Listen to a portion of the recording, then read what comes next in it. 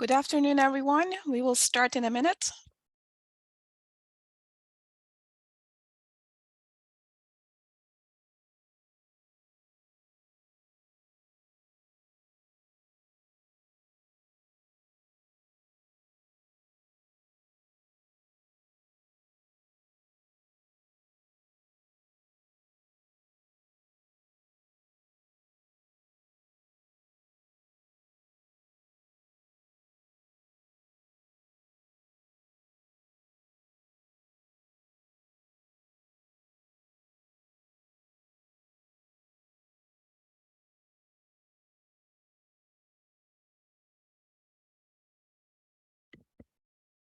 Great, let's get started. Good afternoon, everyone, or good morning, depending on which time zone you're in.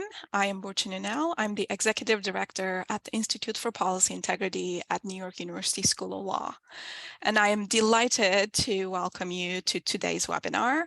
Today's webinar is the second in a series of energy equity webinars organized by Policy Integrity with the generous support of the Alfred P. Sloan Foundation. Our goal in these conversations is to bridge the gap between academic research and real-life policymaking.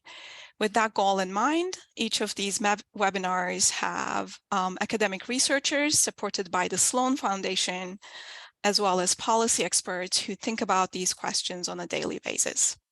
We hope that these conversations inform policymakers with the latest insights from cutting-edge research, and at the same time help researchers identify policy relevant questions and help them better understand how they can focus their research for a bigger impact. Today, we will be talking about research and policy work at the nexus of energy insecurity and energy transitions. How can we measure insecurity? How the energy security of low-income populations might be affected by energy transition? What are some possible solutions? What are some possible obstacles? What about post-crisis opportunities? As these questions are crucial to many of the current policy debates, I'm very excited for today's conversations. So with that, I would like to introduce our panelists, so if they can all turn on their videos. Great. First, we will be starting with Dr. Destiny Knock. Dr. Knock is an assistant professor of engineering and public policy and civil and environmental engineering at Carnegie Mellon University. She's an expert in using mathematical modeling tools to address societal problems related to sustainability planning, energy policy, equity, energy justice, and engineering for social good. Then we will have Dr. Laura Cole. She's an assistant professor of public policy, urban affairs, and international affairs at Northeastern University.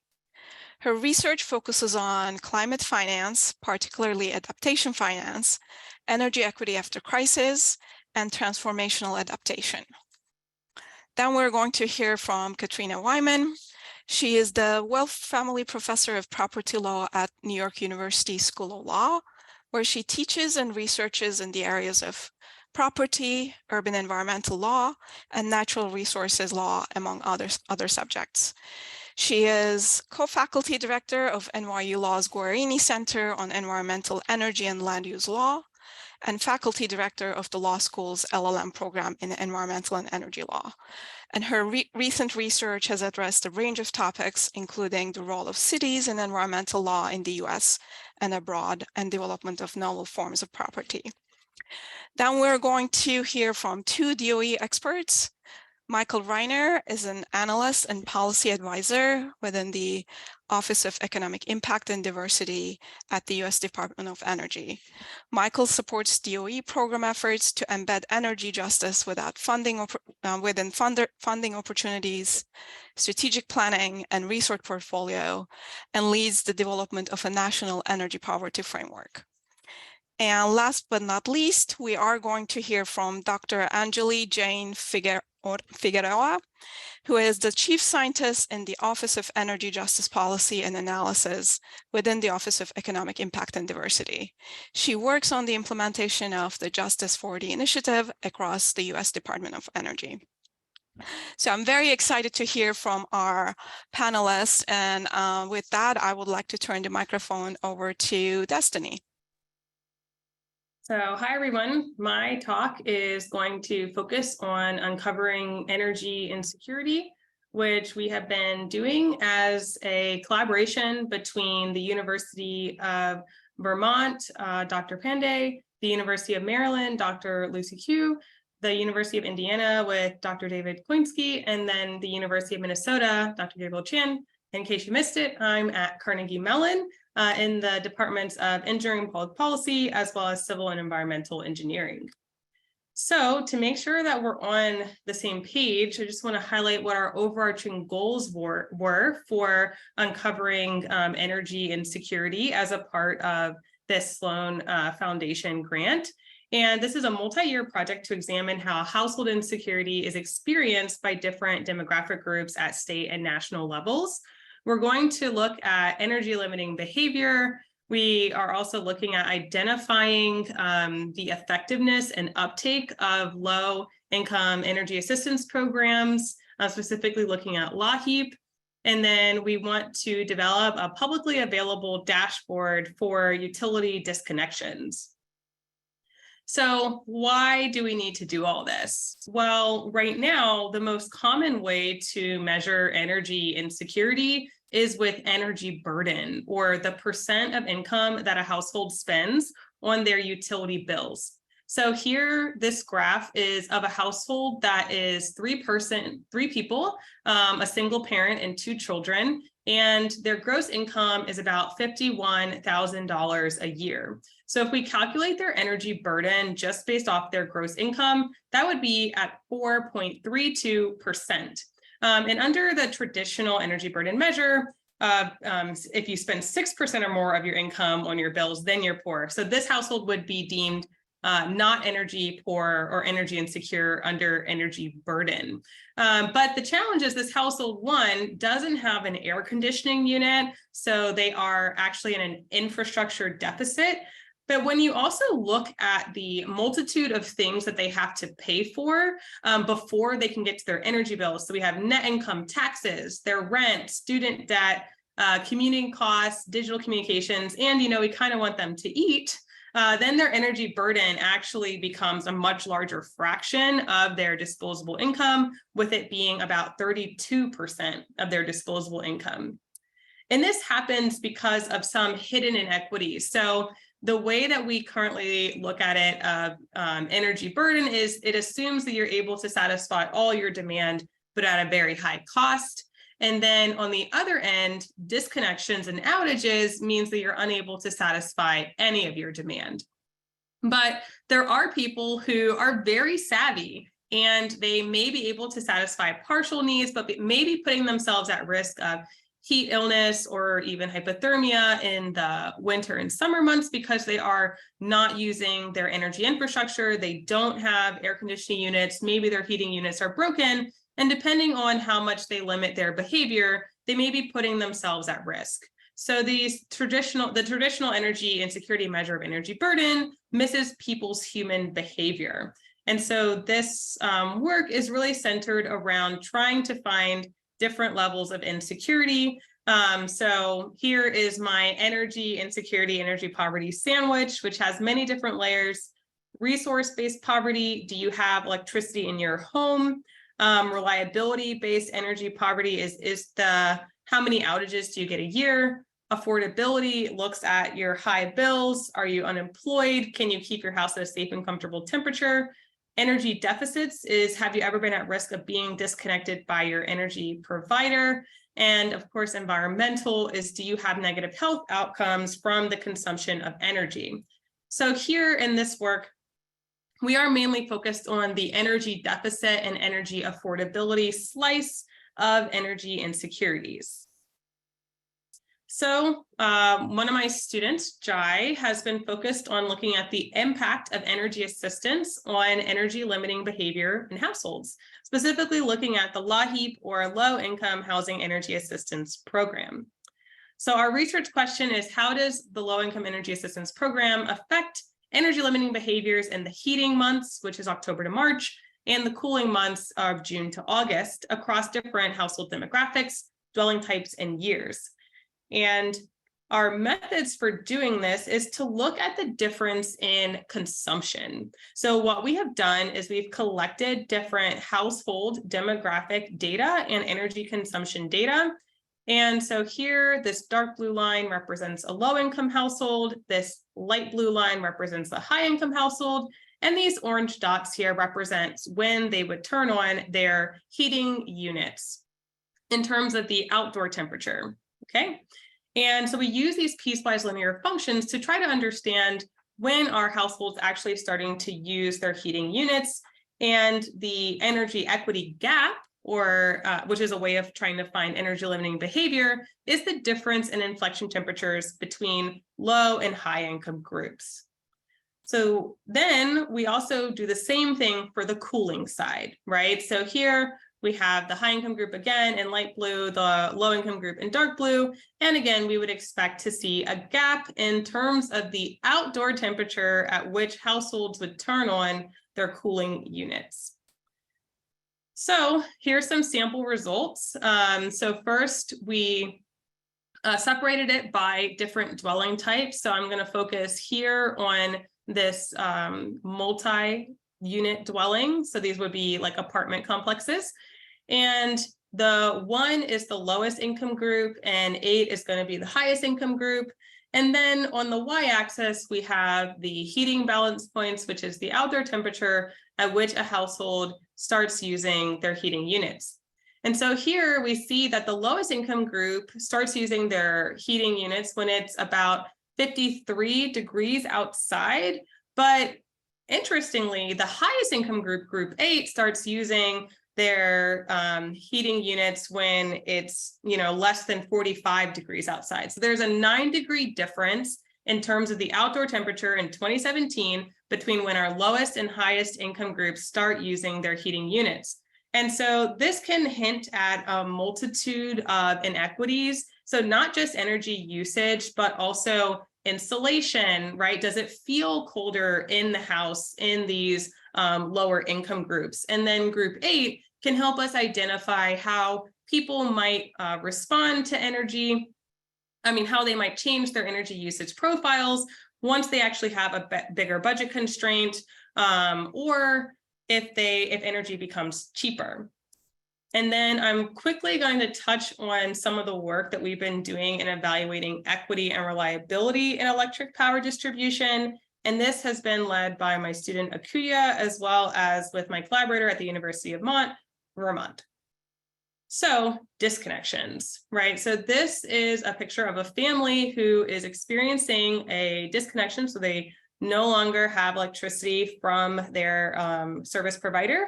And during the pandemic, ComEd and Ameren in Illinois served nearly 4% of Illinois residential customers with a disconnection notice in October 2020. Just in that month, right? So 1 month, and that amounts to approximately 200,000 households at risk of losing power based on a previous study. Now, unfortunately, ComEd did not report disconnection and late payment data in the years prior to 2020, so there's no benchmark to understand whether or not the level of disconnections in the month of October 2020 was unusually high. So that's where our research comes in. So we, want to look at how do power outages affect different race and income groups differently? And then research question 2 is how can we identify and classify outages and disconnections in residential electricity consumption data? So right now, the standard metrics for outage analysis are at the system level. So they look at the duration of outages at the system level and the frequency of outages at the system level. But there has been some suggestion that these outages are not evenly distributed across different demographic groups. And so what we have done is we've gathered data in the ComEd service territory, which is in northern Illinois. And we have smart meter data at the 30-minute interval that we are looking at to try to quantify outage levels across the different years in the study. So First, what we are doing is we are isolating all interruptions. So when do we see a level of 0 energy consumption in the household? And the level of 0 really is going to actually help us narrow in on whether it's an outage or a disconnection, because if you're on vacation or what have you, normally people do leave in their fridges plugged in, right? You're going to leave some appliances plugged into your house, which will give us a small energy signal. So whenever it's 0, that's when we would expect the household to be an outage or a disconnection. And then now we are working on our classification methods to look for the number of concurrent interruptions within a zip code. So we would expect that if there's an outage, there would be a much higher number of zeros happening all at the same time within the same zip code. But if there's a disconnection, we would expect it to be much fewer than that. So now we are working on calibrating our model. We do have some preliminary findings where we looked across 1 year of our ComEd data. And so on our y-axis is the number of probable outage events. And then on the x-axis is our dates for the different dates in our analysis. And the purple line here is the number of probable outages. And so now what we are doing is we're taking this information and we are benchmarking that against a set of data that actually states whether or not there was an outage in the region and how many customers were affected. So to wrap up this quick talk, in conclusion, we are looking at behavior of households and using smart meter data and mathematical models to identify multiple forms of energy insecurity. Our energy equity gap is aimed at capturing human behavior and people's tendency to reduce their energy consumption to save money. And these people are traditionally missed under the traditional income-based energy burden measure. And we also are working on another front of disconnections because we need greater granularity to understand how these disconnections and outages are distributed across different demographic groups.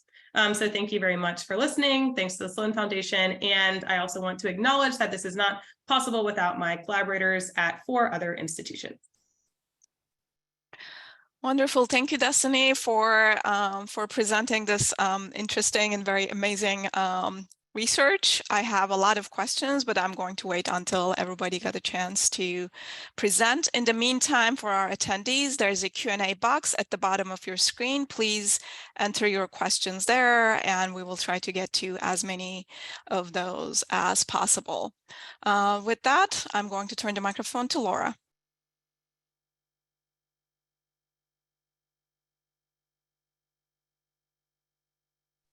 Okay, it's great to be here, and thanks so much for having me. It's lovely to be here to share with you some of the early insights from our project entitled Energy Justice Transformations: Lessons from Puerto Rico for the Mainland United States.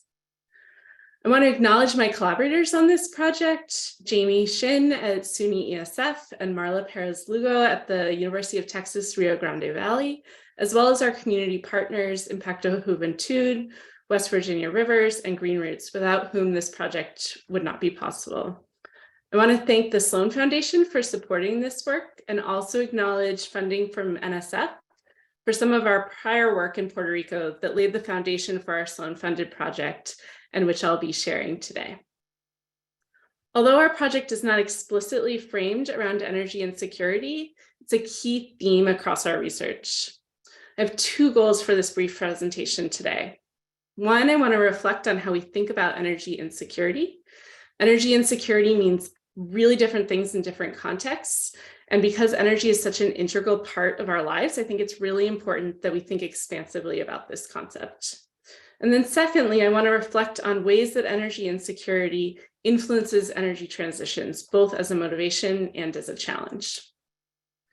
I want to start my presentation off with probably the most extreme case of energy insecurity in the United States, the experience of Puerto Rico after Hurricane Maria. Puerto Rico is an important case in its own right, but there's also a lot we can learn from Puerto Rico's experiences that are relevant for other places undergoing energy transitions. Energy burden, as Destiny talked about, which is broadly defined as the energy costs relative to household income, is one of the most common metrics of energy insecurity. Energy costs in Puerto Rico are very high. Residential customers pay more than 27 cents per kilowatt hour, while the US average is around 15 cents. Adding to this, poverty rates are very high across much of Puerto Rico.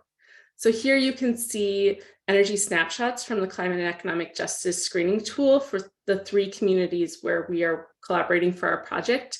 You can see that this metric of energy insecurity is highly relevant in the Puerto Rican context. This classic metric of energy insecurity, however, captures only one component of Puerto Rico's experience. Hurricane Maria in 2017 revealed deep insecurity vulnerabilities in Puerto Rico's energy system and brought energy insecurity and its cascading impacts to the forefront of both individuals' lived experiences as well as policy discussions. Hurricane Maria led to the longest blackout in US history. It took over 130 days to restore power to 70% of residents, and the last 10% of residents did not have power restored for over a year. Primarily due to the lack of electricity, Hurricane Maria was the deadliest hurricane to hit the United States in the past 50 years, with over 3,000 deaths. The period after Hurricane Maria was a key moment of possibility for a renewable energy transition. Many were optimistic that with an inflow of funding, Puerto Rico would become a leader in solar energy. Some even described Puerto Rico's energy system as a blank slate. During this period, ambitious policy was passed, including targets for 100% renewable generation by 2050. So how has energy insecurity impacted Puerto Rico's energy transition? To what extent has this moment of opportunity been realized? The short answer is that it has not. Today, Puerto Rico's energy system remains 97% fossil fuel-based, energy costs are still high, and blackouts remain common. What can we learn from this experience? First, energy insecurity and crises can elicit a sense of urgency for transitions. As this quote from our interviews in Puerto Rico illustrates, Hurricane Maria created an imperative for the energy transition, guided not by climate or environmental goals, but really by energy insecurity. Another key theme that emerged is that transitions are highly political, and the future directions of transitions are contested. The stakes are high, and significant power dynamics are at play. After Hurricane Maria, themes of resilience and transformation rose dramatically in Puerto Rican climate and energy policy. The experience of energy insecurity made resilience and reliability top priorities. While much of this rhetoric supports transformation to a renewable system, we also find that resilience and reliability goals are often used to justify investments in natural gas. Finally, the Puerto Rican experience reminds us that the availability of funding does not guarantee a renewable transition. Not only have funds been slow to be allocated and spent, but recently FEMA was sued for this mismanagement of recovery funds, with the case arguing that recovery funding supported fossil fuel expansion. Our research has found that there's a significant danger, particularly with the urgency to act quickly, that investments in energy transitions are most likely to benefit those in power and not the most vulnerable. So drawing on all of these lessons in our Sloan project, we're interested in seeing how some of these lessons from Puerto Rico apply in other locations. As significant funding for energy transitions becomes available across the United States, we can learn a lot from Puerto Rico. At the same time, we don't expect the transitions will play out in the same way in other places, and other sites will add richness to our understanding of the unique challenges for energy insecurity and transitions across the United States. For our project, we're continuing to work in Puerto Rico, but we're also looking at energy transitions in West Virginia and Massachusetts, 2 sites that raise very different issues. Discussions amongst our community partners, however, have also revealed some surprising commonalities across our sites that have been surprising to us. Our project's interested in 3 major questions. First, how do marginalized communities envision energy transformations in their communities?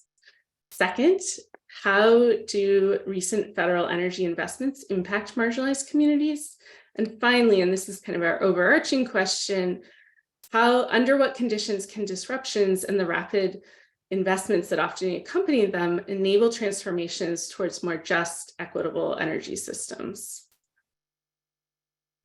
Returning to the theme that energy insecurity and transition challenges look different in different places, our project is designed to put communities at the center. We're using photo voice as a methodology to better understand the challenges in different places for different people, as well as the different goals that they may have for energy transitions. Our approach follows a model that my colleague Jamie has used for previous research in West Virginia, and I'll share a bit about her prior project in a moment.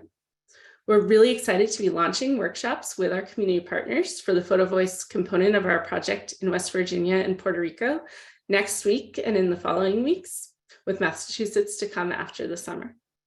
Participants will take photos that represent their experience with energy systems in their communities this summer, and then we'll gather for focus groups to collectively identify themes.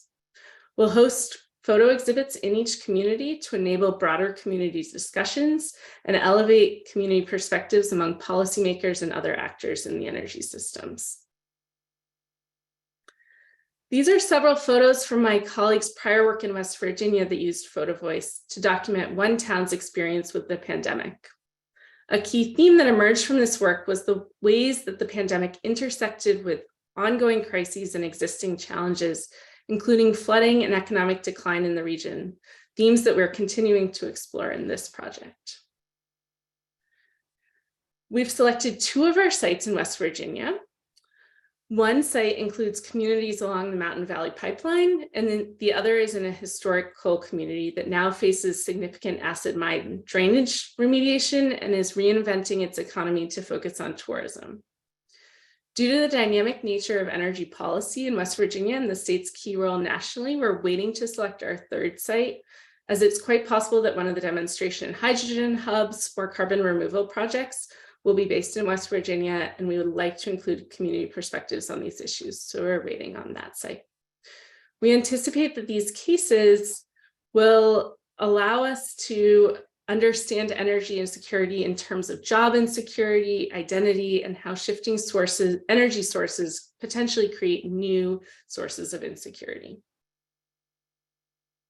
Our other case study is Massachusetts, where we're working with 2 environmental justice communities in the Metro Boston area, East Boston and Chelsea. These sites allow us to explore what energy insecurity and transitions look like in a generally progressive political context with ambitious climate targets. But important questions remain about whether low-income minority and immigrant voices contribute to these transitions and whether they receive the benefits. 2 issues that I want to highlight for this case. One is the challenges around siting of electrical infrastructure in dense urban neighborhoods. This is currently a challenge in East Boston with the siting of a substation. With increasing electrification, siting of this infrastructure is likely to become increasingly contentious. The other thing I wanted to mention for this case is a surprising connection that has emerged across our cases that really came out as we put our community partners in conversation with each other. Chelsea has been piloting a community microgrid project designed to increase resilience and reduce costs for the city. The motivation came directly from the community, many of whom are Hispanic immigrants, after watching the experience with Hurricane Maria in Puerto Rico. Chelsea was one of the communities hardest hit by COVID during the height of the pandemic, with rates that exceeded New York City, but initially received significantly fewer funds through the American Rescue Plan compared to wealthy suburbs of Boston. Several factors led to this clearly unjust outcome, which the state later ameliorated with the allocation of supplemental funds. One was a population-based allocation mechanism. Chelsea has a significant population of undocumented residents, which led to an underallocation of funding resources. Another factor was the requirement for some programs of matching funds from the city, which wealthy suburbs with higher tax bases were better positioned to access. These experiences offer cautionary tales for energy transitions and funding through sources like the Inflation Reduction Act that we're following in our project. The final point that I'll raise is that in addition to our photo voice component, we're working at the community level. We've been developing a database that's tracking funding opportunities for energy transitions that will allow us to link the community priorities and visions for what they would like to see with transformation with the funding opportunities available at the federal level, as well as to identify disparities between community priorities and the funding available. We are planning to assess the equity implications of these different funds and sort of follow that money as it moves forward. Stay tuned for more details on this analysis to come. So to conclude, Chirp and Jewel argue that when we think about energy security, we need to ask fundamental questions about security for whom, for which values, and from what threats. As our project explores, energy insecurity means very different things to different people in different places. I therefore call on us to think not about energy insecurity in the singular, but to explore the many insecurities that energy systems reveal. The ways that we answer these questions and respond to diverse experiences of energy insecurities will have profound implications for energy transitions. What it is that is transformed, who benefits, and who resists these transition processes. Thanks so much, and I look forward to our discussion. Thank you, Laura. I'm very interested about the tracker and how the implications of all those spending programs are going to look like. Thank you again for the presentation. And with that, I'm going to turn the microphone to Katrina.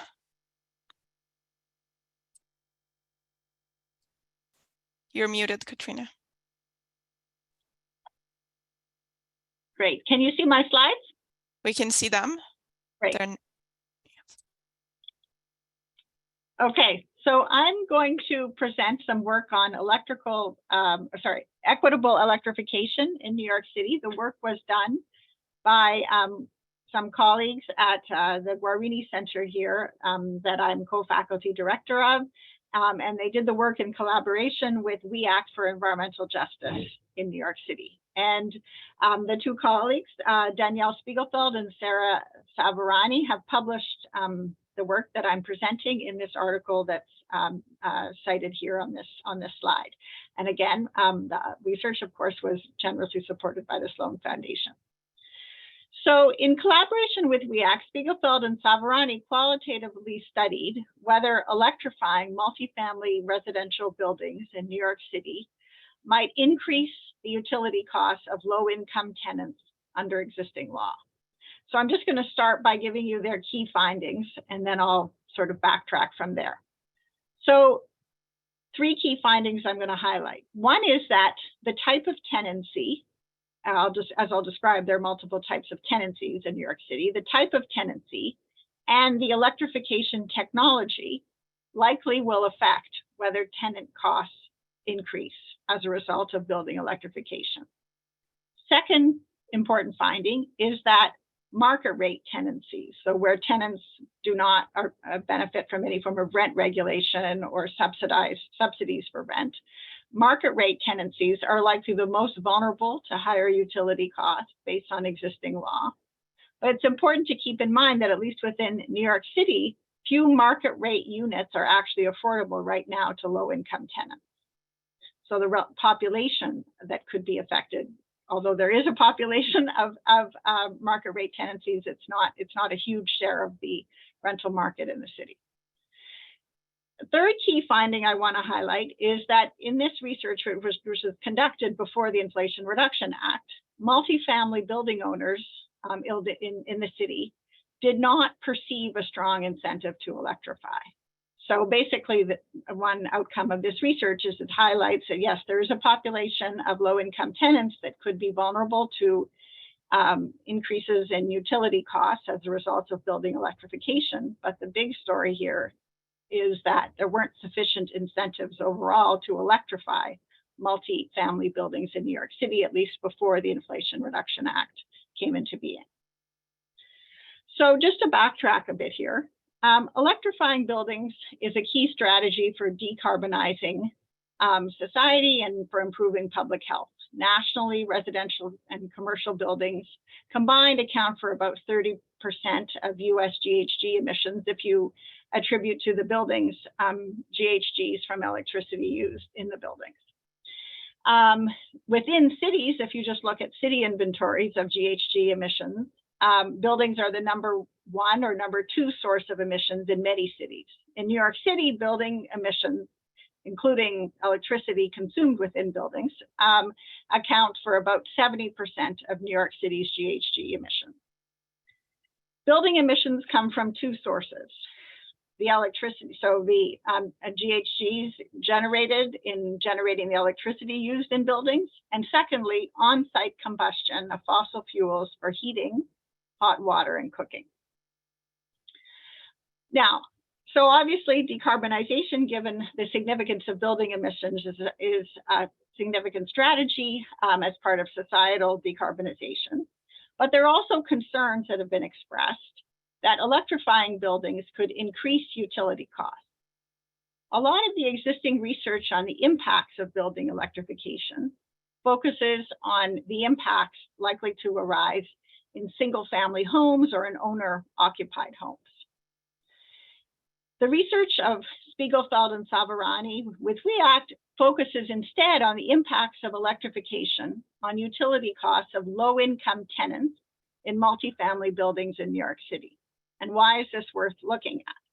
One is that within New York City, approximately 68% of households rent, compared with about 36% nationally. So very high population of tenant households here. Secondly, within New York City, approximately 25% of households are energy burdened, to use the phrase that Destiny helpfully defined, including 32% of Black households and 33% of Hispanic households within the city. So there are different ways that electrification could actually increase tenant costs. One might be electricity rates might increase because of rising demand for electricity as we move to electrify buildings as well as transportation.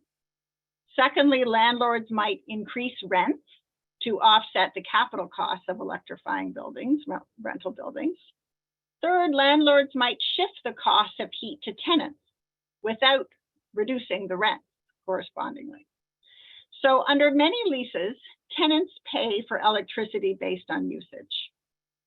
Landlords under many existing leases typically pay to provide heat through a centrally located natural gas or oil-fired boiler in New York City. And the tenants would just pay for the heat as part of their rent. It wouldn't be unbundled from the rent. If buildings electrify, tenants will pay for the heat through their electricity charges. And it's possible that landlords might be able to shift the cost of heat to their tenants without reducing the rent. So really what my colleagues focused on here was the extent to which electrifying buildings could lead to landlords shifting the cost of heat to tenants without reducing the rent. So the third pathway through which electrification might increase tenant costs. So what did they do? Well, the first thing they did was to analyze the legal vulnerability of tenants to cost shifting. So they mapped the different types of tenancies in New York City. They identified the different technologies that multifamily buildings in the city might use to electrify. Basically, there's a form of centralized conversion, which seems to be the most likely approach based on the interviews that they conducted. Essentially, that would involve replacing a centralized fossil fuel system with a centralized electric system for generating heat.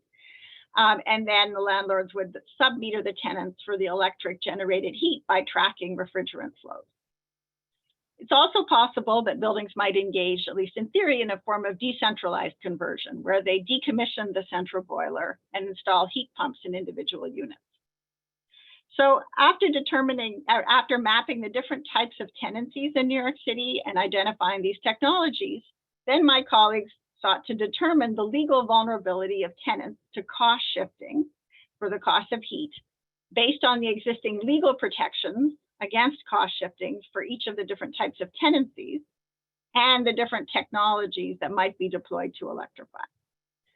Phase 2 of the research was involved trying to qualitatively assess the market risks of cost shifting. So what they determined in phase 1 was really the legal vulnerability, but in phase 2, they're trying to figure out, well, how material are these legal risks that they identified? And they basically interviewed 10 experts about a year ago now to understand whether low-income tenants really face meaningful risks of cost increases going forward. So what did they find? Okay, so basically, as this kind of slide highlights, they developed a sliding scale for assessing legal vulnerability. And they said the most vulnerable tenants are likely tenants in market rate housing in the city. Okay, so approximately 43% of rental units in New York City are market rate, meaning the rent is not regulated. Okay, but as I mentioned earlier, relatively few of these units are actually affordable to low-income tenants. So maybe about just over 2% would be naturally occurring affordable housing. Okay. Now, I said it is possible that these market rate tenants could start being charged for heating without a corresponding rent reduction if they're already sub-metered for electricity, or if the buildings electrify via centralized conversion and then seek to track flows using track flows of electricity for heat by tracking refrigerants. So there is some vulnerability, but how great the population that's vulnerable is somewhat unclear, or likely not that great, given how little market rate rental housing is actually affordable. Then they said, well, the next category of tenancies they focused on, they identified as less vulnerable. Okay, so within the less vulnerable group, you have what the rent stabilized housing stock and subsidized housing. So rent stabilized is basically rent regulated housing, the largest form of rent regulated housing in New York City. And approximately 44% of rental units in New York City are currently rent stabilized. So because of the legal protections and legal parameters around rent stabilized housing, they're basically saying, well, there's less vulnerability here to cost shifting. And then they identified certain categories of tenancies, in particular public housing in New York City, where they said there's really no vulnerability to this cost shifting. Okay, so then once they identified this legal vulnerability, what did they find out about the market dynamics? I'll just quickly summarize this. They basically said that the legal risks are not likely that material. Okay, as I mentioned already at the outset, interviewees were kind of nearly unanimous in suggesting that there's not a strong economic incentive to electrify heating in existing buildings. The buildings that are likely to electrify are more likely to be market rate buildings, though. And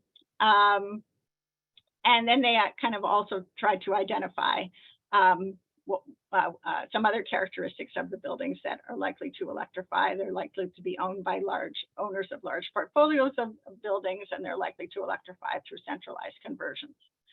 So just in conclusion here, there are some reasons to be thinking that a building electrification could lead to shifting of cost to heat to tenants, okay? But the overall big story to emerge from this study, I think, really is that there just weren't enough incentives, at least when they were doing this research a year ago, to electrify a lot of multifamily buildings in New York City. I'll leave it there. Thank you, Katrina. And with that, I want to turn to Michael and Anjuli. And again, for our attendees, there is a Q&A box at the bottom of your screen. If you have questions, please put them there, and we will get to those questions after the presentations by Michael and Anjuli. Great, thank you. So I want to start with a brief snapshot of the opportunity at hand for the Department of Energy to implement the Building Infrastructure Law and the Inflation Reduction Act. As we know, these two pieces of legislation are really intended to catalyze our clean energy transition within this country. Bill and IRA both offer a needed injection of funds for key household energy programs, such as the Weatherization Assistance Program, as well as new funding for rebates for efficiency retrofits. But looking at some of these larger chunks of funding, it's quite easy to question whether many of these investment areas will alleviate energy insecurity, or worse, reinforce existing inequalities. Ensuring that these programs can create benefits for communities and address some of the persistent disparities across our nation is really the driving force behind our office. So Anjuli and I work in the newly created Office of Energy Justice Policy and Analysis that is part of DOE's Office of Economic Impact and Diversity. We're led by, for the head of the office, Shalonda Baker, with Dr. Tony Ream serving as the Deputy Director for Energy Justice and head of our team. The Department of Energy created our team to kind of uphold our original office's mandates around addressing questions of inequality within the energy space. This began within the original mandate and creation of our office, and is really recatalyzed today through programs such as the Justice 40 initiative and other administrative priorities. Our team's broken into 3 separate divisions, one for policy, analysis, as well as projects. Our policy team provides hands-on support for DOE offices, as well as light nudging to ensure that energy and environmental justice are incorporated into programs and funding opportunities. Led by Anjuli, our analysis team supports this work through the development of tools and complementary research that really articulate what our strategy is moving forward and what that looks like externally. And lastly, our office has the opportunity to now implement some newer projects, most notably the 48E Clean Energy Tax Credit made possible through the Inflation Reduction Act. Pass it to you, Anjuli. Thanks, Michael. As Michael mentioned, I'm Chief Scientist in the Office of Economic Impact and Diversity, and one of the main goals we have is figuring out how to implement Justice 40. And Justice 40 is a section in the Executive Order 14008, tackling the climate crisis at home and abroad, that sets this goal of figuring out how federal investments might be made such that 40% of overall benefits flow to disadvantaged communities. And so in creating this goal, there are several sections that have to be defined. So which federal investments, how will we measure the benefits and figure out whether we're meeting that target of 40%, and who are the disadvantaged communities that we're really aiming to help. And so this is the framework that we've kind of used to try to get us there. And we'll only be showing some highlights since we only have a few minutes. Next slide, please. This is one of the tools that we're trying to use to support community-centered investments. And I saw that Laura showed the Climate Economic Justice Screening Tool, the CJUST, which is the White House's tool to try to get a government-wide approach towards identifying communities that could benefit from investments and be able to show and demonstrated benefit. DOE also developed a tool that really focused on cumulative burden. So when you compare the two tools, they have slightly different goals. By focusing on cumulative burden, you really focus on a narrower section. And what we're proposing at DOE is to combine the benefits of both tools. So CJUST looks at any census tract and figures out whether it hits a threshold.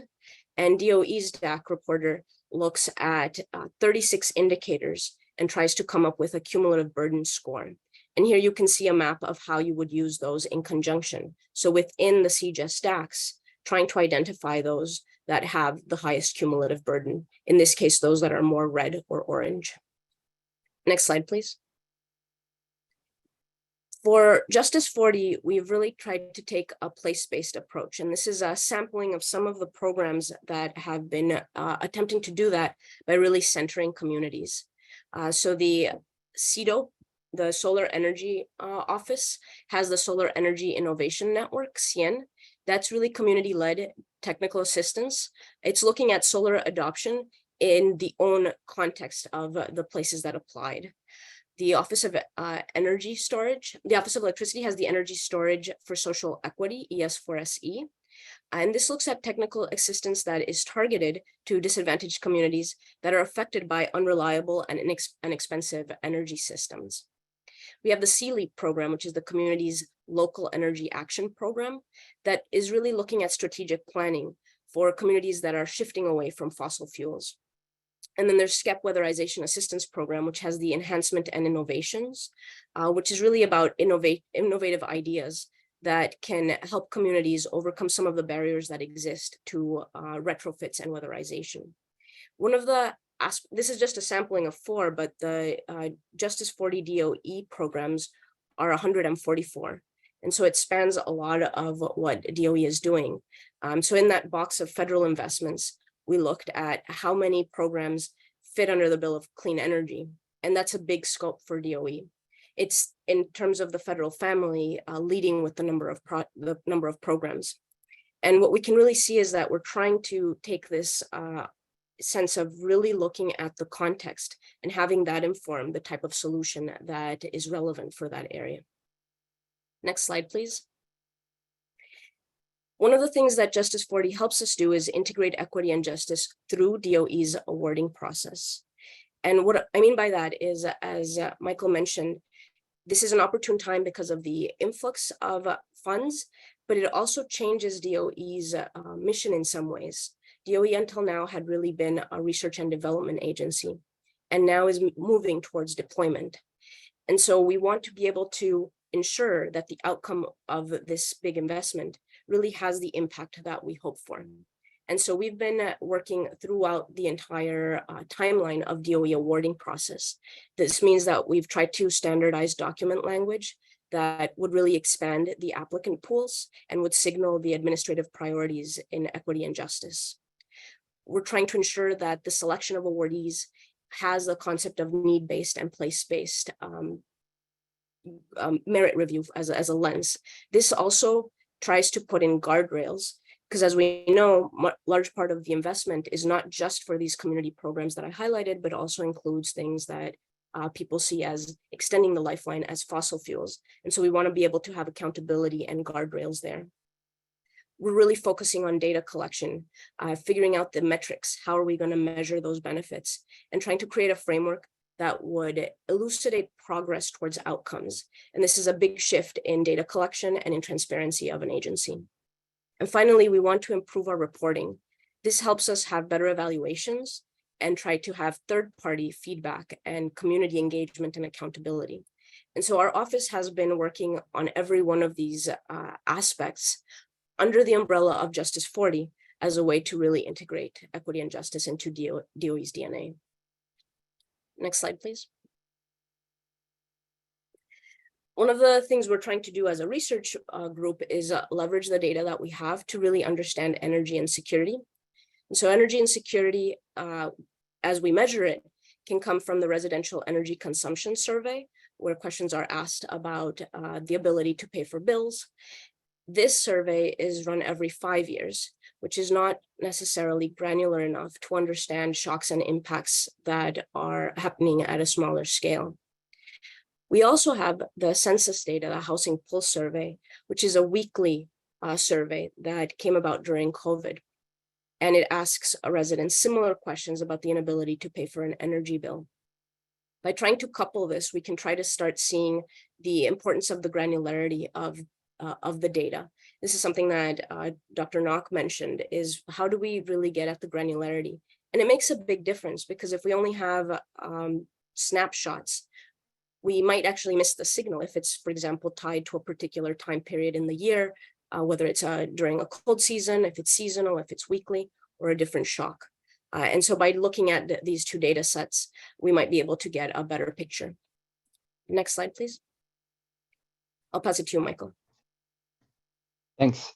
I'm going to go quick here, just in the interest of time, for the reasons that the previous panelists, Katrina, Laura, and Destiny brought up. It's critical to understand the challenges that come with these new investments and figure out, are we actually making progress towards alleviating household energy burdens?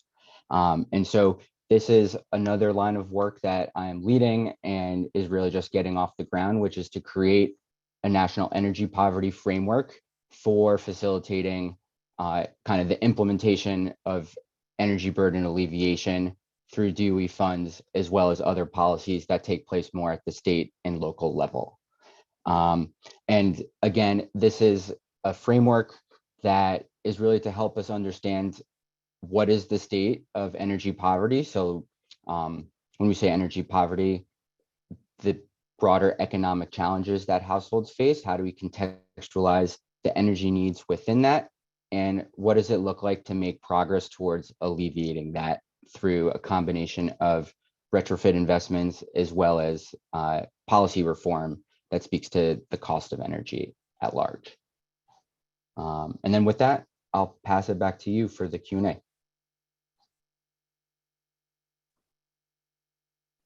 Wonderful. Thank you both. If I can ask all of our panelists to turn on their videos so we can start the Q&A.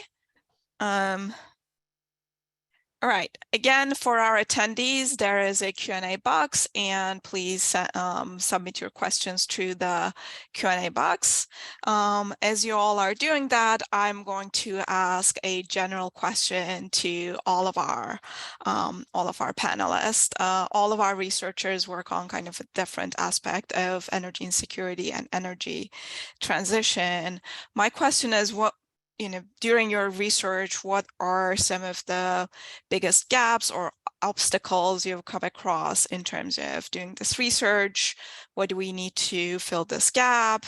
And as you know, we have DOE folks here and they're talking about their metrics and accountability reporting. What is your wish list from data needs maybe? And on the flip side, I want to ask Michael and Anjuli on how the academic community can help you get this framework done. What were the big research gaps or data gaps that you wish there was like some research on this topic?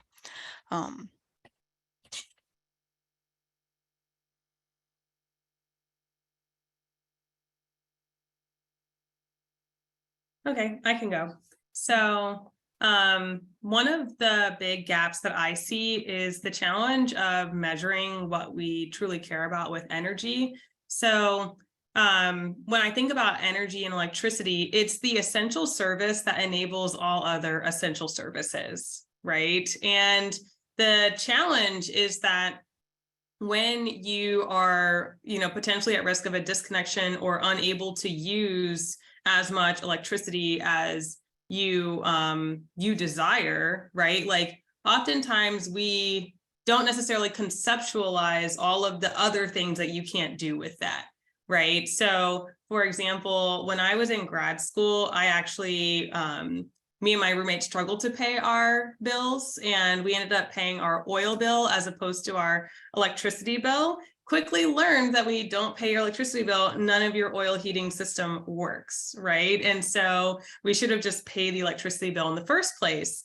But then we did not get notification that we might have actually qualified for low-income housing energy assistance, right? We didn't think that we were that low income. We didn't think that we were at risk, but then you just are, right? So that's why I really push for let's get at behavior-based metrics. And sometimes in my research, I do hear people say, well, your work basically says low income and vulnerable groups need to consume more, but I don't want to pay people to overconsume, right? And so then I ask them, okay, well, what is the threshold for overconsumption? What is the minimum amount of electricity or energy consumption you would expect in a household of size X with these appliances? And people have no idea, right? And that's the problem, is it's really hard to ensure energy justice when we don't know how much people should be using in the first place to stay safe.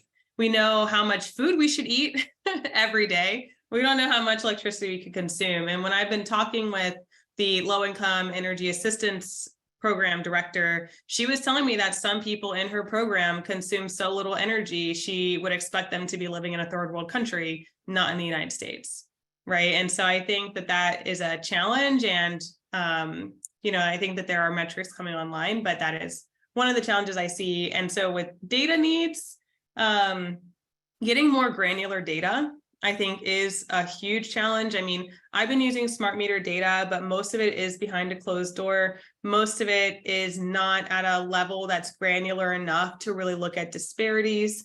So in the ComEd Illinois region, a lot of it's at the zip code level, but there are so many demographic groups in a single zip code.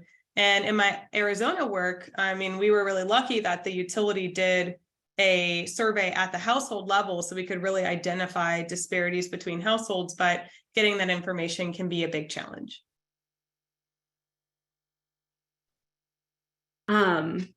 I'll just very briefly chime in with one of the things that has come up in a lot in our conversations with community partners. So this is a little bit less of a research need, although it absolutely then impacts our research, is the challenges that everyone's very excited that there's all of these new funding opportunities and really looking to get on board with bringing those to the communities that they're working with.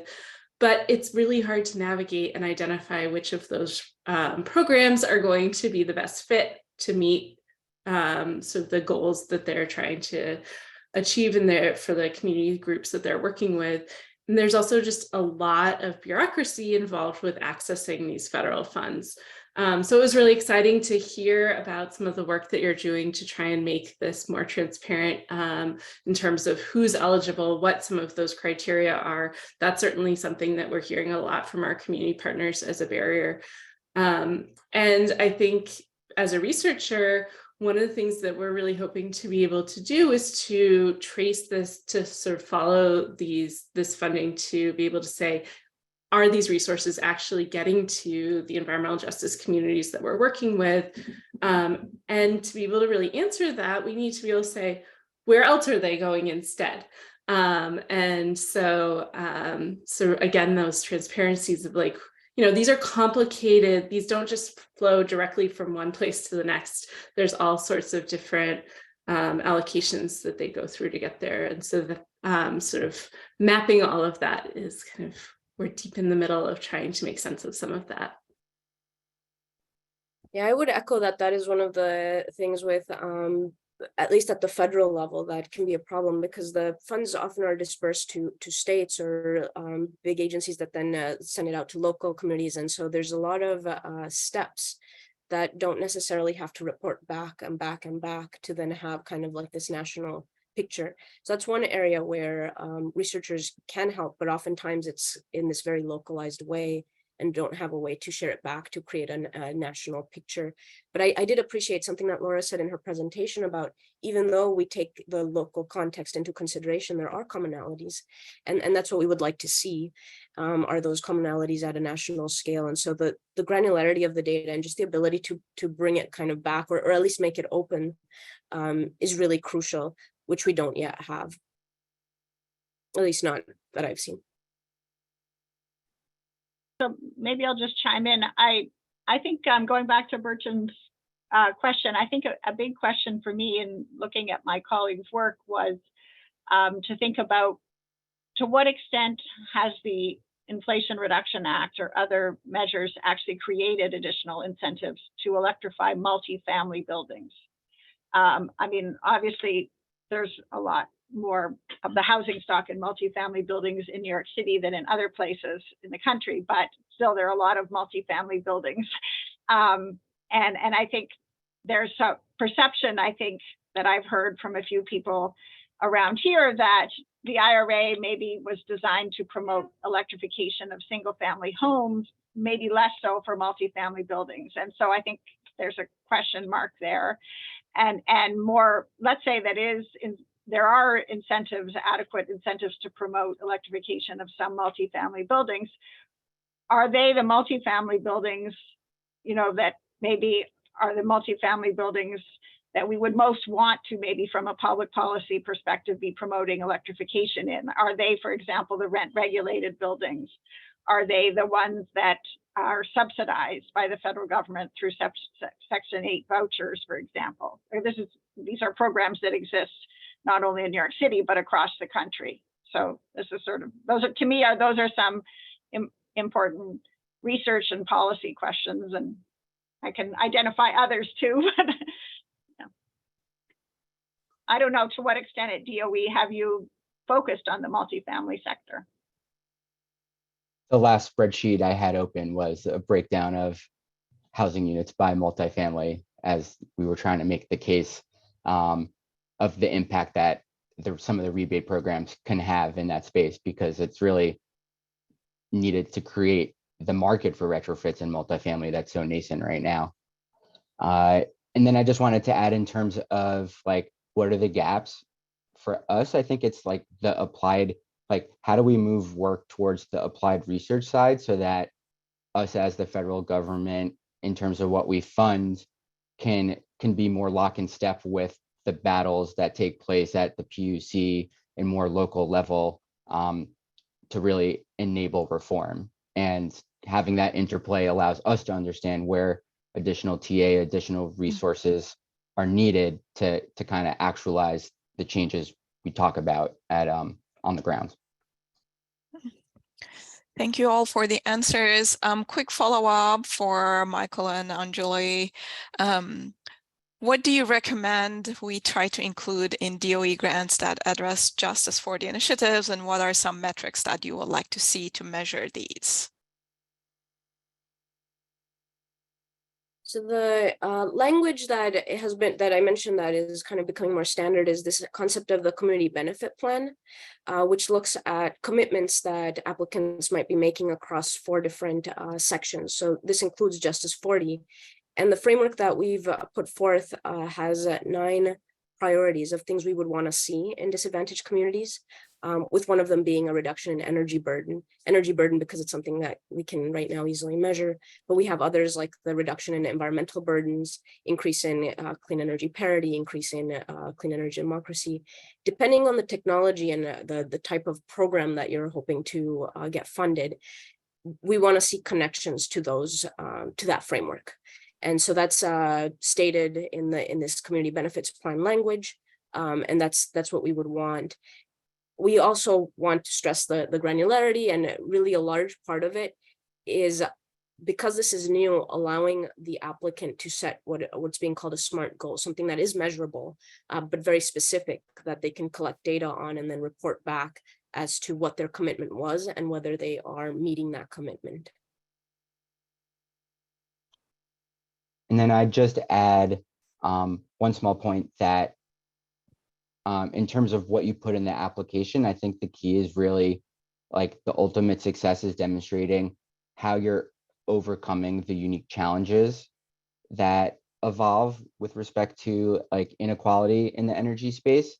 And so it's not just that you're proposing to reduce energy burdens or you're proposing to install solar, but what are the unique challenges that have prevented that from happening prior?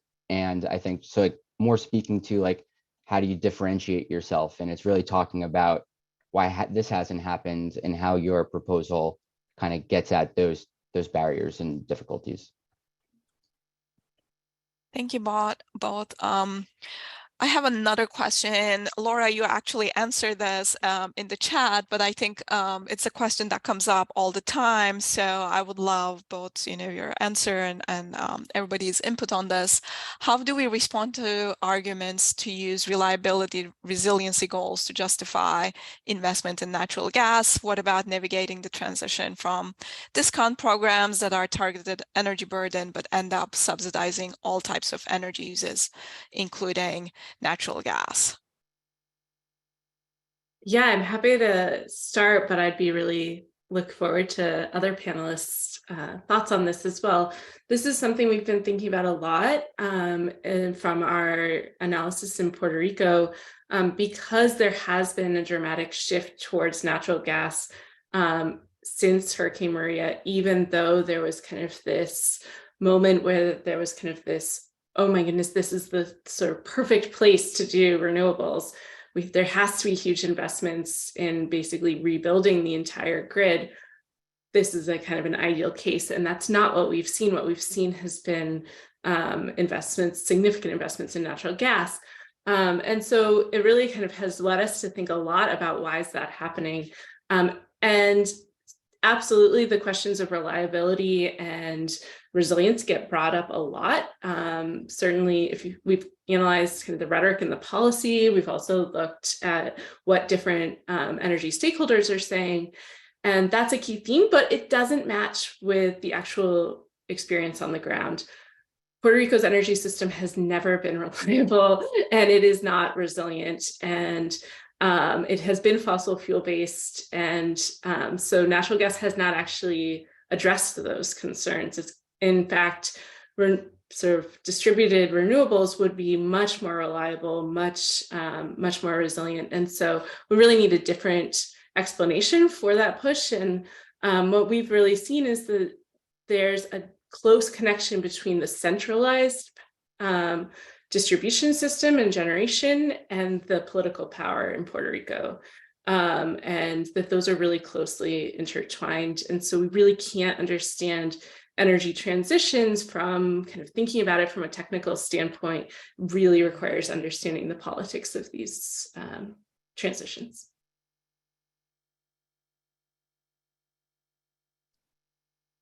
Any other thoughts?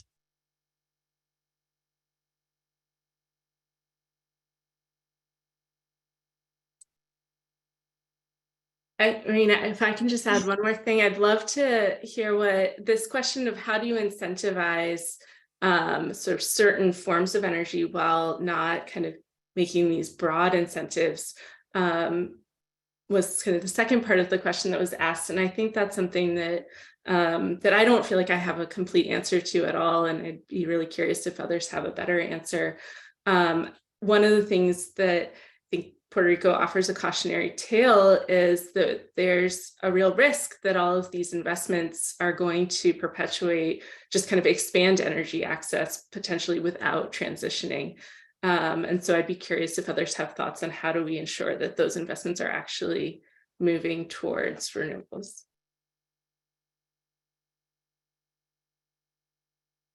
I think one of the things, at least from the federal government stance, is if you look just at the bipartisan infrastructure law and just by the sheer numbers, there is a lot of investment in things that are not renewable.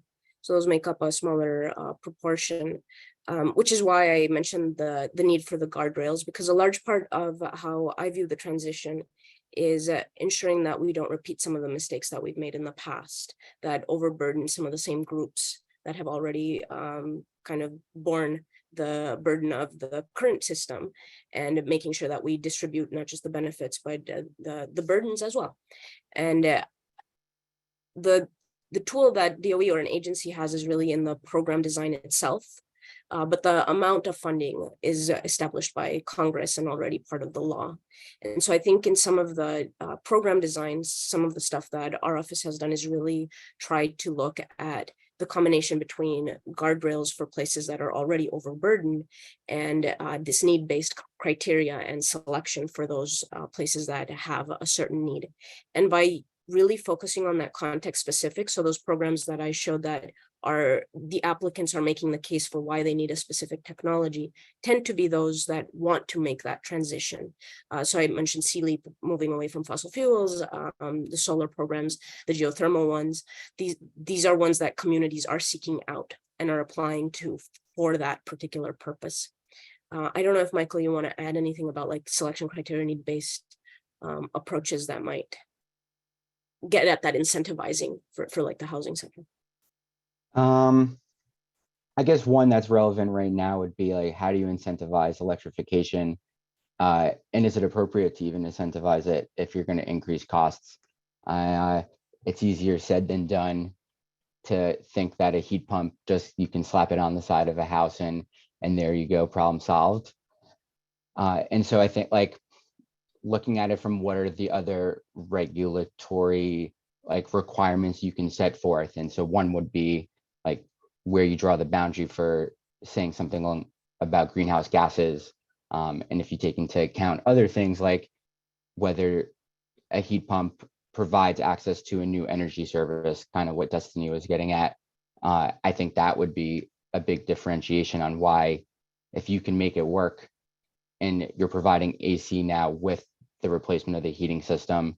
It's never going to pencil out in terms of savings, but it's providing a new opportunity and new technology that didn't exist, and that should be valued somewhere along the line. There is a follow-up. Sorry, go ahead, Destiny. I was just going to add in that I'm all for the renewable energy transition, but I definitely think that I don't want us to lose sight of the fact that there are so many types of insecurities that, trying to do it all with just one type of generation technology is going to be very difficult. And I do believe that there are renter-based households where when I was looking at okay, can a landlord qualify to use the weatherization assistance funds to upgrade the house for their renter? And that just doesn't happen, right? But as a landlord, you don't have an incentive to upgrade your house, right? Because you don't live there, you don't pay the energy bills. That's not money coming out of your pocket. And so that can be a challenge for this energy transition where we have a lot of households on this natural gas infrastructure that landlords don't have an incentive to change, right? And so as we are decarbonizing the grid sector, we do need to make sure that we're understanding the trade-offs, right? Of how much emissions do you reduce in these areas for the reliability impact, right, that you're having in these households. And I know that the question was sometimes people try to make these broad statements about reliability being good for everybody, but I do think that that's why we really need to push for more granular data analysis and don't just leave it at, oh, it's great, more reliability is great for everyone, because it's no, there are people who are going to win and lose in this, and we need to make sure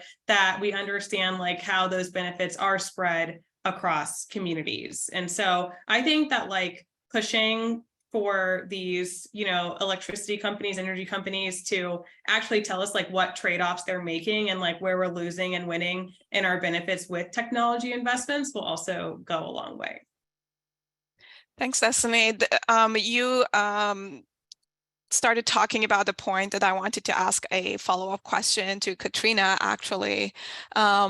Thinking about landlords and policies to incentivize landlords to do electrification investments and energy efficiency investment. What other policies you think could help based on this research and your personal research?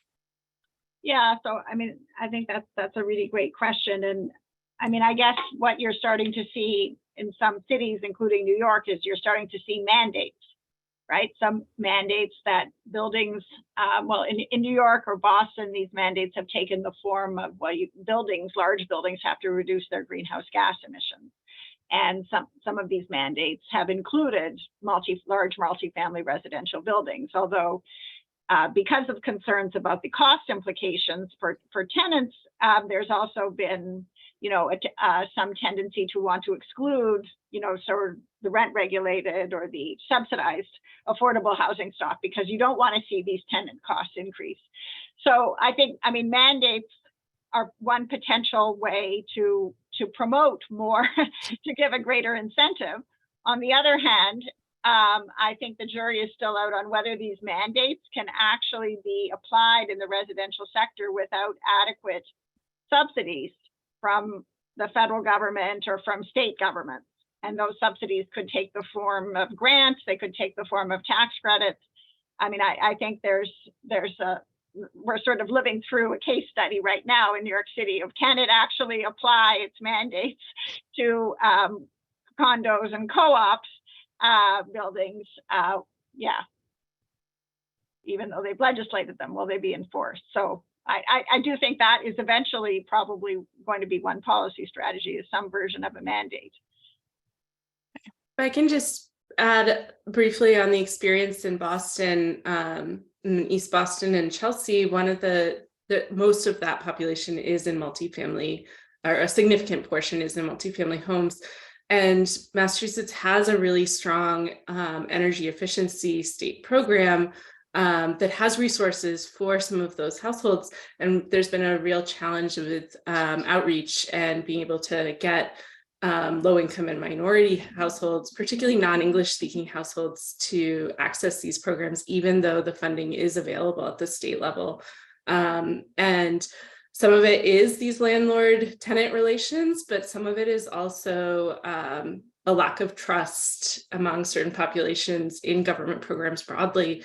And I think this raises really important questions that we need to be asking in general about, as all of these incentive programs really try and target environmental justice communities, the legacies of government mistrust that have to be overcome in order to realize the benefits that these programs potentially offer. With that, we are at time. As much as I would like to continue this conversation and continue with questions, we have to stop. Thank you to all the panelists and the attendees.